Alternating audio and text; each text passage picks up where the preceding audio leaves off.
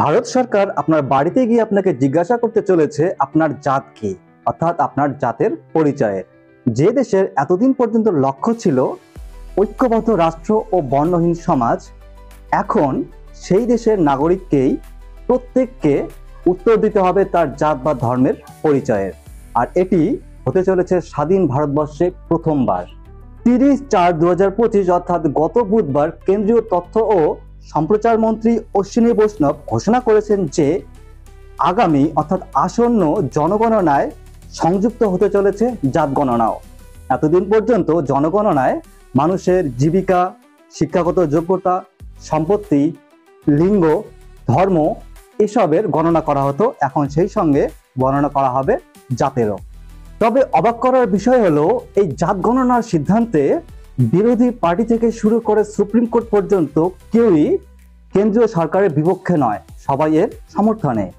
যখন কেন্দ্রীয় স্বরাষ্ট্রমন্ত্রী অমিত শাহ ঘোষণা করেন যে এটি স্বাধীন ভারতের এক ঐতিহাসিক সিদ্ধান্ত, সেই সঙ্গে সঙ্গেই কর্ণাটকের কংগ্রেস মুখ্যমন্ত্রী সিদ্ধরামাইয়াও ঘোষণা করেন যে হ্যাঁ, এটি ভারতবর্ষের এক ঐতিহাসিক সিদ্ধান্ত, কিন্তু এর ক্রেডিট বিজেপি নয়, এর ক্রেডিট কংগ্রেসের। কারণ তৎকালীন প্রধানমন্ত্রী মনমোহন সিং 2010 সালেই এই সিদ্ধান্তের জন্য ক্যাবিনেট সভায় আলোচনা এগিয়ে নিয়ে যান, কিন্তু সেটা পরবর্তীকালে ইমপ্লিমেন্ট করতে তিনি অসমর্থ হন। এরপর রাহুল গান্ধী তিনিও একই কথা বলেন যে এই আজকের জাত গণনার সিদ্ধান্ত পুরোপুরি সরকারকে মেনে নিতে হয়েছে তার দাবিতে।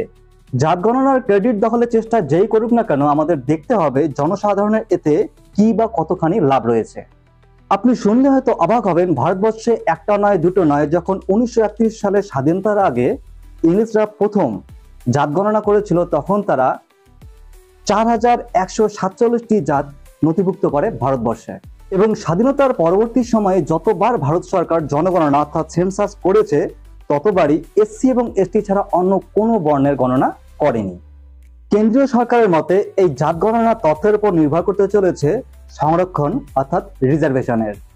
কোন জাতি স্বাধীনতার পর আজ পর্যন্ত কতখানি এগিয়ে রয়েছে, কতখানি পিছিয়ে রয়েছে, কার জনসংখ্যা কতটা, কার কতখানি রিজার্ভেশন দরকার, কার রিজার্ভেশন কমানো দরকার, এসবের উপর প্রভাব ফেলবে পুরো মাত্রায়, অর্থাৎ এসবের সংস্কার হবে।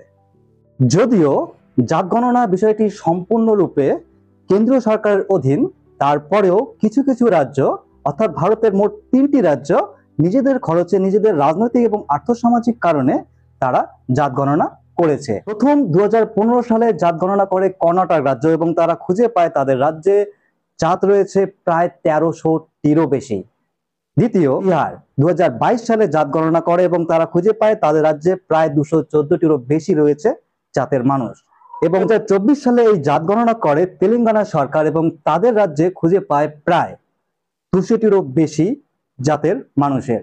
এই 3টি রাজ্য কতখানি স্বচ্ছতা নিয়ে জাত গণনা করেছে অর্থাৎ সেন্সাস করেছে সেটা নিয়ে প্রশ্ন থাকলেও অন্ততপক্ষে এটা পরিষ্কার যে বৈদিক যুগের সেই ব্রাহ্মণ, ক্ষত্রিয়, বৈশ্য ও শূদ্র এবং বর্তমান ভারতের এসটি, এসসি, ওবিসি ছাড়াও ভারতে অনেক জাতের মানুষ বর্তমান।